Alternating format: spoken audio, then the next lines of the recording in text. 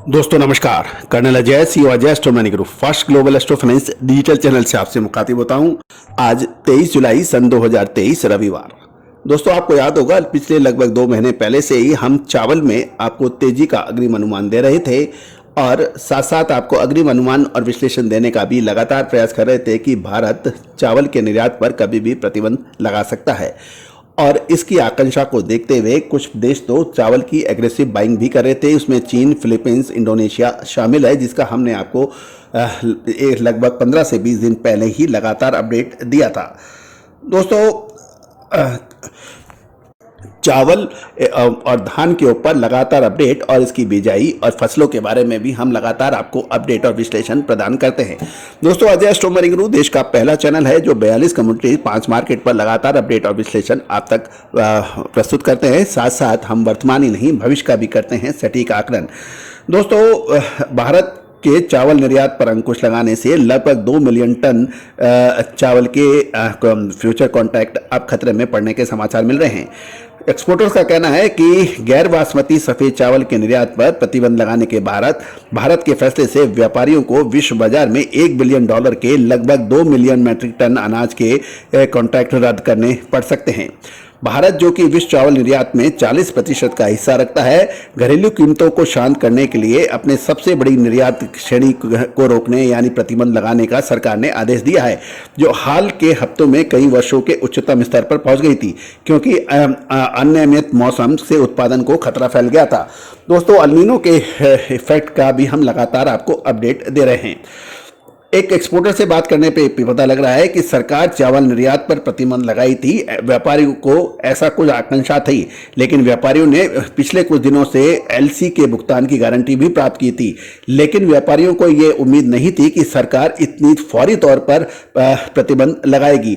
उन्हें उम्मीद थी कि अगस्त या सितंबर महीने में ये लग सकती है, लेकिन व्यापारियों को इतना जल्दी अनुमान नहीं होने की वजह से व्यापारियों के पास अनुबंध रद्द करने के लिए अब और कोई विकल्प नहीं बचा है। इस अप्रत्याशित घटना बाहरी परिस्थितियों को संदर्भ करती है जो किसी अनुबंध के पक्ष में अपने दायित्व को पूरा करने से रोकती है, यानी फोर्स मेजर क्लॉज।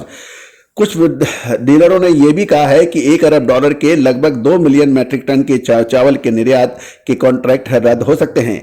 सरकार ने कहा है प्रतिबंध 20 जुलाई से प्रभावी होगा और केवल वर्तमान में लोड हो रहे जहाजों को निर्यात करने की अनुमति दी जाएगी, एलसी द्वारा समर्थित भविष्य के शिपमेंट को नहीं।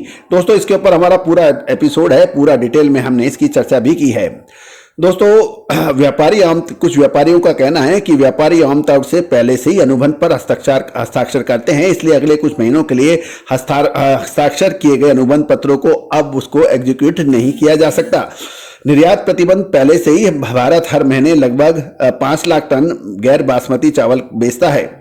चावल निर्यातन संघ के अध्यक्ष बी कृष्णा राव ने कहा है लगभग 2 लाख टन चावल विभिन्न भारतीय बंदरगाहों पर लोड किया जा रहा है और इस मात्रा को बाहर ले जाने की अनुमति दे दी जाएगी।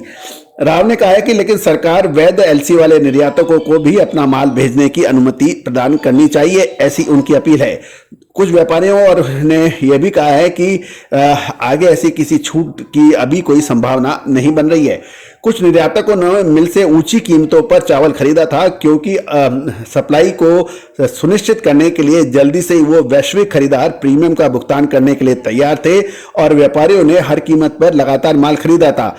और कुछ लोगों का ये कहना है कि हमने ऊंचे भाव पे माल एक्सपोर्ट करने के लिए खरीदा था, लेकिन अब यदि कीमतें गिरेगी तो इससे व्यापारियों को भारी नुकसान हो सकता है। व्यापारियों का कहना है कि भारत के निर्यात प्रतिबंध के कारण जो ग्लोबल लेवल पे चावल की कीमतें बढ़ेगी और वही स्थानीय दरों पर कुछ कमजोरी की संभावना बन सकती है। गौरतलब है कि भारत गैर बासमती चावल के बेनिन, सेनेगल, आइवरी कोस्ट, टोंगो, गिनी, बांग्लादेश और नेपाल को काफी बड़ी मात्रा में चावल का निर्यात करता है। गौरतलब है भारत चावल को यदि हम देखें तो 9 अरब में से 3 अरब से ज़्यादा लोगों का प्रमुख भोजन के रूप में माना जाता है और लगभग इसका 90% फसल वाटर बोर्न फसल एशिया में पैदा होती है, जहां अब एल नीनो मौसम का पैटर्न आमतौर पर कम बरसात लाता है। इन सब परिस्थितियों को देखते हुए भारत ने सही समय पर कदम उठाने का प्रयास किया है ताकि ग्लोबल लेवल पे जो चावल के दाम तेज होए उसका असर पड़े। और दोस्तों, भारत के चावल के निर्यात पर प्रतिबंध का फायदा वियतनाम और थाईलैंड जैसे देश लगातार उठा रहे हैं और उनकी लॉटरी लग गई है और उन्हें तुरंत इसके भाव अंतर्राष्ट्रीय बाजारों में बढ़ा दिए हैं। गौरतलब है कि भारत के चावल निर्यात पर प्रतिबंध के कारण कुछ देशों में पैनिक बाइंग शुरू हो गई है। अमेरिका जैसे देशों में भारतीय दुकान और स्टॉकिस्ट में को ये खबर मिलते ही कहीं भारतीय दुकानों की बिक्री एक व्यक्ति एक बैग के फार्मूले तक सीमित कर दिया गया है। इसके अलावा कई दुकानों में कीमतें $32 और $47 के बीच वृद्धि की खबर है, जो पहले $22 से अधिक नहीं थी।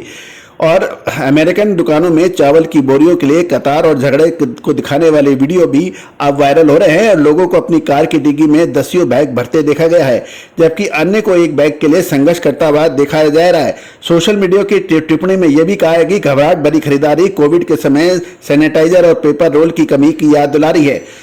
गौरतलब है कि भारत के चावल निर्यात की रोक से पूरे विश्व में हाहाकार मच गया है और वियतनाम और थाईलैंड जैसे देशों ने अपने दाम 10-10% तक बढ़ाने की घोषणा करने की आशंका जताई जा रही है। दोस्तों, हमारे इन सभी ग्लोबल न्यूज के लिए आप हमारे चैनल को सब्सक्राइब करना बिल्कुल ना भूलें। साथ साथ हमारा अग्रिम विश्लेषण चावल की में तेजी का अग्रिम विश्लेषण सत्य साबित होता नजर आ रहा है। दोस्तों, आगे की जानकारियां और विशेष रिपोर्ट के लिए बिल्कुल सब्सक्राइब करना ना भूलें और यदि विशेष जानकारी के लिए हमें कांटेक्ट भी कर सकते हैं। नंबर स्क्रीन पे दिए गए हैं। All the very best, good luck, happy trading.